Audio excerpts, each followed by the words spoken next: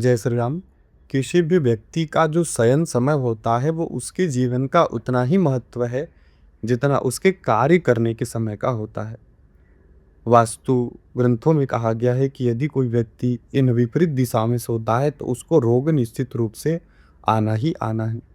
तो प्रथम वाक्य तो यह है कि उत्तर और पश्चिम की तरफ सिर करके कभी सोना नहीं चाहिए। इससे क्या होता है, इससे संतान और परिवार को पीड़ा प्राप्त हो जाती है। अगर कोई व्यक्ति पूर्व और दक्षिण की तरफ करके सिर सोए तो सुख और संपत्ति की प्राप्ति अवश्य होती है। अगर पश्चिम दिशा तरफ करके कोई व्यक्ति लगातार सोता है तो आप पाएंगे कि उसे प्रबल चिंता लगी ही रहती है, किसी न किसी कारण से वो जातक चिंता में ही रहता है।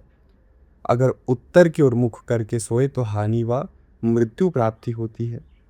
लेकिन कहा गया है कि अगर आप किसी यात्रा में हैं, कहीं जा रहे हैं, तो उस समय आपको पश्चिम की ओर सिर करके सोया जा सकता है, पश्चिम की ओर सिर करके सोना चाहिए। लेकिन कभी भी कहा गया कि उत्तर की ओर सिर करके नहीं सोना चाहिए। ये जो वास्तु के जो सूत्र हैं, वो कहीं न कहीं इस संसार की जो एनर्जी है, उसके हिसाब से ही बनाया गया है।